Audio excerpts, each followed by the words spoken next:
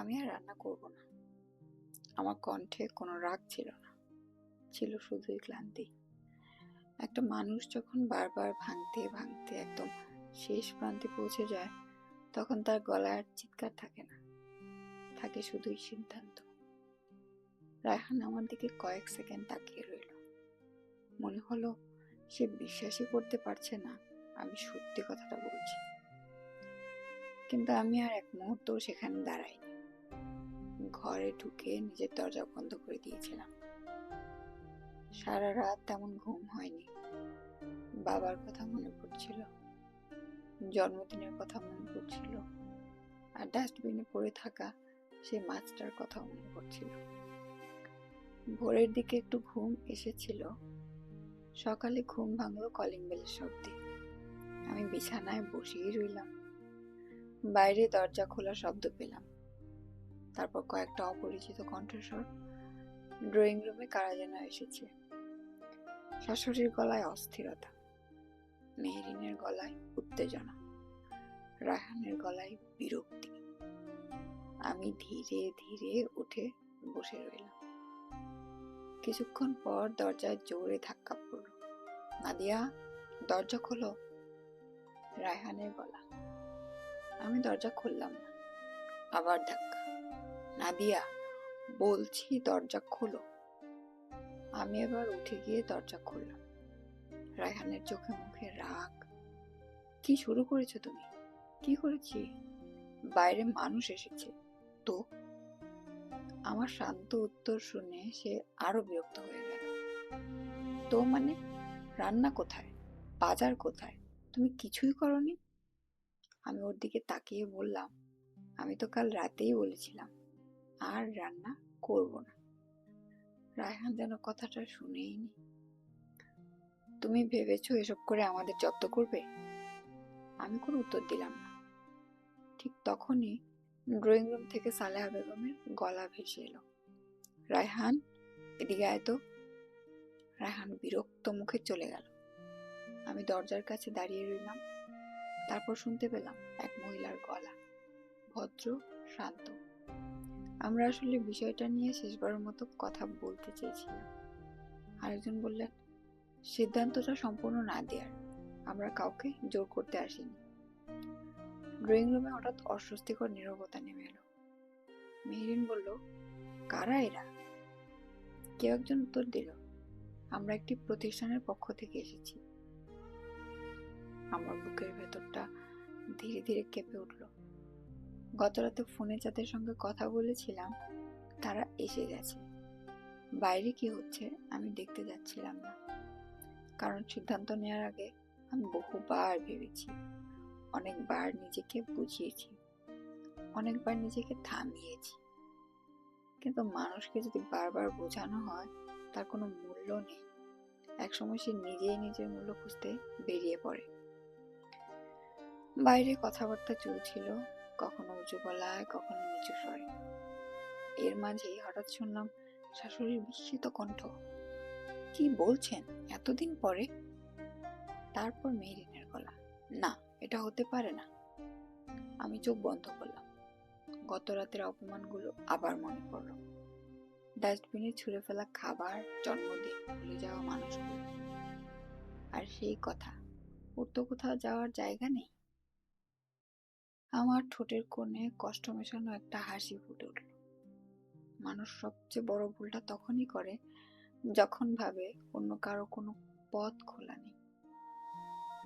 বাইরে আবার calling bell বেজে উঠল, তারপর নতুন কিছু কণ্ঠস্বর। বাড়ির ভেতরের পরিবেশ আরো অস্থির হয়ে উঠল। আমি ধীরে ধীরে জানালার পাশে গিয়ে দাঁড়ালাম। আকাশটা মেঘলা, ঠিক আমার মনের মতো, কিন্তু মেঘের আড়ালেও তো সূর্য থাকে। হয়তো আমার জীবনেও কোথাও একটা আলো অপেক্ষা করছে, আর সেই আলোর দিকে আমি প্রথমবারের মতো এক পা বাড়িয়েছি।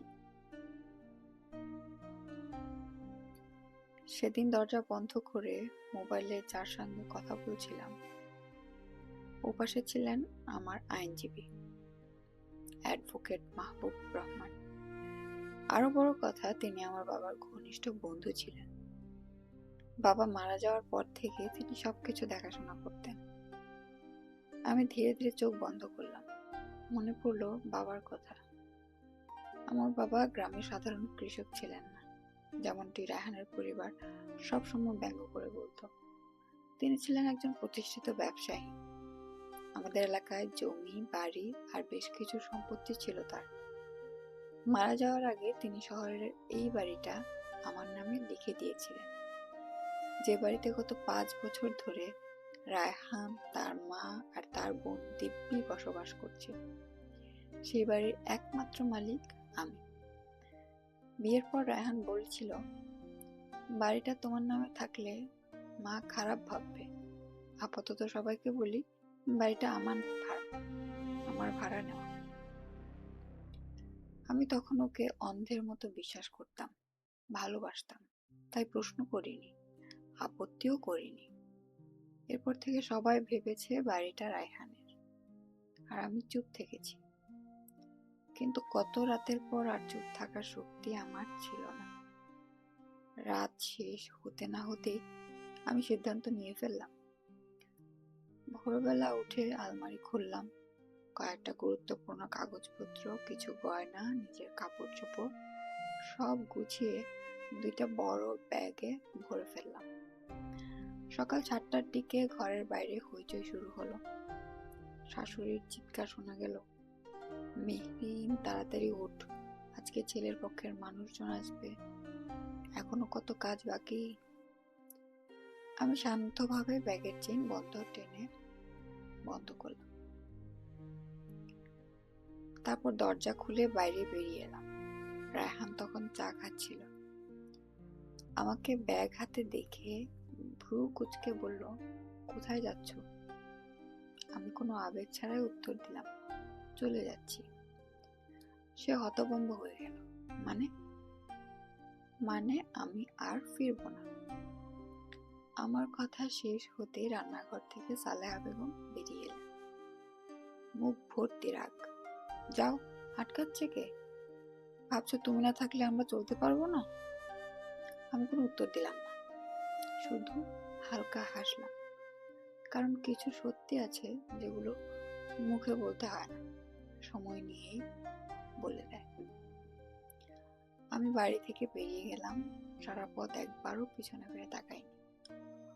দুপুরের দিকে অ্যাডভোকেট মাহবুবুর রহমান ফোন করলেন, মা, সব কাগজ প্রস্তুত, তুমি যেভাবে বলেছিলে সেভাবেই ব্যবস্থা করা হয়েছে। আমার বুকের ভেতর কেমন যেন কেঁপে উঠল, কষ্ট হচ্ছিল, তবুও মনে হচ্ছিল এটাই ঠিক। অন্যদিকে বাড়িতে তখন অন্য অবস্থা। মেরিনের সম্ভাব্য শ্বশুরবাড়ির লোকজন বিকেলে আসবে, আর বাড়ির রান্নাঘর যেন যুদ্ধক্ষেত্র। 5 বছর ধরে আমি একা হাতে পুরো সংসার সামলেছি। আজ প্রথম দিন তারা বুঝতে পারছিল কাজগুলো আসলে কত কঠিন। শাশুড়ি একবার রান্নাঘরে যান, আবার বেরিয়ে আসেন। মেহরিন একটার পর একটা রান্না নষ্ট করে ফেলছে। রায়হান বিরক্ত হয়ে কখনো বাজারে ছুটছে, কখনো গ্যাসের সামনে দাঁড়াচ্ছে, কিন্তু কোনো কিছুই ঠিকঠাক হচ্ছিল না। বিকেল গড়িয়ে সন্ধ্যা নামলো। অবশেষে মেহরিনের সম্ভাব্য শ্বশুরবাড়ির লোকজন এসে পৌঁছালো। ড্রয়িং রুমে সবাই বসেছে, কেউ বিব্রত, কেউ অস্বস্তিতে। রায়হান জোর করে হাসি মুখ রাখার চেষ্টা করছে। মেহরিনের কপাল ঘামে ভিজে গেছে, আর সালেহা বেগমের মুখের রং বারবার বদলে যাচ্ছে।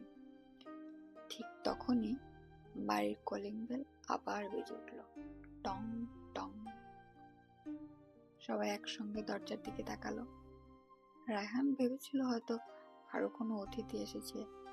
সে এগিয়ে গিয়ে দরজা খুলল, আর দরজা খুলতেই তার মুখের রং মুহূর্তের মধ্যে উধাও হয়ে গেল। দরজার সামনে দাঁড়িয়েছিলেন অ্যাডভোকেট মাহবুব রহমান, তার সঙ্গে আরো কয়েকজন। তাদের হাতে কিছু ফাইল, কিছু অফিসিয়াল কাগজপত্র। ড্রয়িং রুমে বসে থাকা সবাই বিস্ময়ে তাকিয়ে রইল, আর রায়হানের বুকের ভেতর অজানা এক আশঙ্কা ধীরে ধীরে জমতে শুরু করলো। আর ছিল সীমানা গল্পের 2য় পর্ব। বাকি পর্ব খুব শীঘ্রই শুনতে পারবেন।